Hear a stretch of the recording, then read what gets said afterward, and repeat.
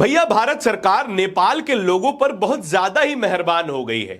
नेपाल भारत से ही अपना सारा पेट्रोल और डीजल खरीदता है और नेपाल में ही भारत से सस्ता पेट्रोल और डीजल बिकता है। लेकिन भारत में अब आप मोमोज चाउमीन भी सस्ते में नहीं खा सकते हैं। क्यों? क्योंकि यहां पर कॉमर्शियल गैस सिलेंडर के दाम बढ़ चुके हैं और नेपाल में पेट्रोल और डीजल के दाम घट चुके हैं। भैया गजब बवाल हो रहा है।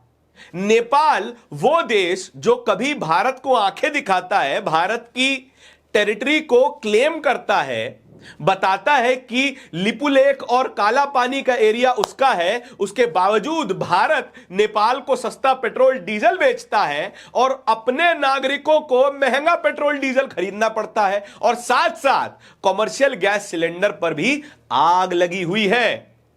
इस पूरे मामले में सबसे की इवेंट जो है वो है मिडिल ईस्ट में चल रही टेंशन। मिडिल ईस्ट में ईरान पर इजराइल और अमेरिका ने जो हमला किया, उसके बाद ईरान ने स्ट्रेट ऑफ हॉर्मुज पर ब्लॉकेड लगा दिया। स्ट्रेट ऑफ हॉर्मुज वो पानी का गलियारा है जहां से पूरी दुनिया का 25% तेल का व्यापार गुजरता है।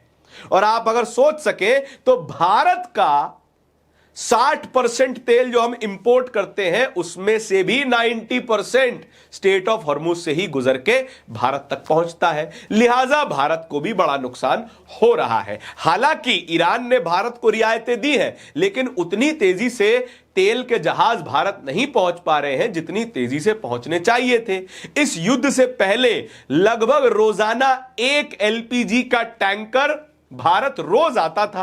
अब बीते 2 महीने में मुश्किल से दहाई की संख्या में गैस के टैंकर भारत पहुंच पा रहे हैं। लिहाजा भारत में गैस का संकट है। तमाम पेट्रोलियम कंपनियां बीपीसीएल, आईओसीएल, एचपीसीएल बता रही हैं कि हमारे पास पर्याप्त भंडारण है, लेकिन तब भी उन्हें गैस की कीमतों में इजाफा करना पड़ रहा है। पहले कुछ 100 रुपए, फिर 300 रुपए, 400 रुपए और अब सीधा कॉमर्शियल गैस सिलेंडर पर 19 किलो वाला जो होटल, रेस्टोरेंट और ठेलों पर लगता है वो गैस सिलेंडर 993 रुपए बढ़ा दिया गया है। यानी कि 3000 के पार कॉमर्शियल गैस सिलेंडर की कीमत पहुंच चुकी है। अगर आप चाय बेचते हैं तो आपके अच्छे नहीं बुरे दिन आने शुरू हो चुके हैं। भारत सरकार रोजाना बता रही है कि हमारे पास कोई गैस की कमी नहीं है। डोमेस्टिक सप्लाई को बनाए रखने के लिए, यानी कि हमारे आपके घर आने वाला 14.2 केजी का लाल वाला सिलेंडर आसानी से आ सके, आता रहे, इसके लिए रेस्टोरेंट और ठेले वालों की कमर तोड़ी जा रही है। यह सबसे बड़ी खबर है। पहले तो आप एक तरफ घर बचा रहे हैं, दूसरी तरफ घर उजाड़ रहे हैं। भारत को अपनी डिप्लोमेसी कम से कम इतनी तो मजबूत रखनी चाहिए थी कि दुनिया में कोई संकट आ जाए लेकिन भारत पे उसका असर कम से कम होना चाहिए था। क्योंकि चाइना के साथ भी ऐसा ही हो रहा है। चाइना ईरान से अपनी 70% एनर्जी डिमांड्स को पूरा करता है, लेकिन उसके पास तो कोई संकट नहीं है। उसके जहाज तो एकदम आराम से आ रहे हैं, वहां कोई खतरा नहीं हुआ। और ईरान तो यह तक कह रहा है कि हम अब ट्रेड करेंगे तो चाइनीज युआन करेंसी में करेंगे।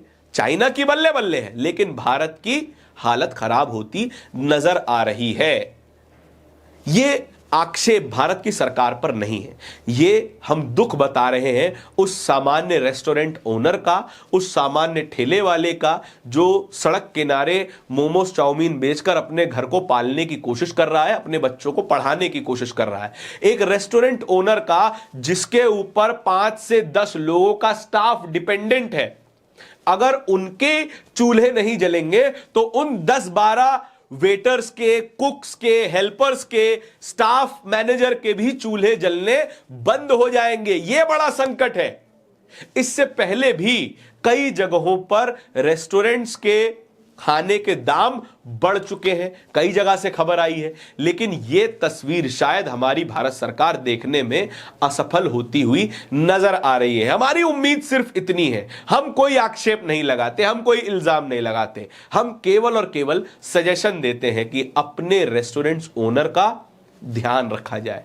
अपने रेडी पटरी पर जो गोलगप्पे टिक्की लगाता है, मोमोज चाउमीन बेचता है, चिली पोटैटो बेचता है, उन सब का ध्यान रखा जाना चाहिए, क्योंकि ये भारत की इकोनॉमी में अपना बहुमूल्य योगदान दे रहे हैं, अपने बच्चों को मेहनत से पाल रहे हैं, और जो लोग इनके यहां नौकरी करते हैं उनका भी घर इन्हीं रेस्टोरेंट्स के किचन से चल रहा है। इसके अलावा क्या कहानी चल रही है?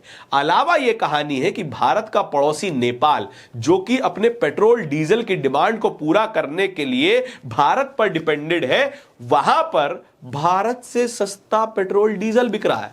भैया अजब बात है। भारत में आपको कितने का पेट्रोल डीजल लेना पड़ता है? अगर दिल्ली में रहते हैं तो पेट्रोल करीबन 94.77 प्रति लीटर आपको खरीदना पड़ता होगा, डीजल भी इसके आसपास ही है। और अगर आप नेपाल चले जाएंगे, नेपाल में खबर ऐसी है कि 2 रुपए पेट्रोल सस्ता हो गया है और डीजल 12 रुपए सस्ता हो गया है। ऐसा कैसे हो सकता है? हमारा दिमाग तो गणित कर नहीं पा रहा। भारत में 94 रुपए और नेपाल में सस्ता पेट्रोल, यह थोड़ी गड़बड़ है। क्यों? क्योंकि भारत में cess, VAT, road transport tax, इन तमाम चीजों को मिलाने के बाद भारी टैक्स की मार भारत के आम नागरिक पर पड़ती है, और नेपाल अपने टैक्सेस को बड़ी संख्या में कट करता हुआ नजर आ रहा है। हालांकि नेपाल की टैक्स जरूरतें भारत से कम भी हैं। भारत 140 करोड़ लोगों का देश, नेपाल की जनसंख्या पूरी मिला दी जाए तो भैया उत्तर प्रदेश के आसपास भी नहीं पहुंचेगी। इसीलिए नेपाल में टैक्स की जरूरतें कम हैं, उनका खर्चा कम है, तो वो टैक्स लगा कम रहे हैं। लेकिन क्या थोड़ी बहुत रियायत भारत के नागरिकों को नहीं दी जा सकती? क्या मोदी जी इन अच्छे दिनों में इन सामान्य लोगों को नहीं गिन सकते, जो कि रेस्टोरेंट में काम करते हैं, जो कि रोजाना अपनी मोटरसाइकिल से अपने ऑफिस आते जाते हैं? इनकी कमर से थोड़ा बोझ कम कर दीजिए, ये आपको आजीवन वोट देते रहेंगे। आपको वोट ही से ना मतलब है।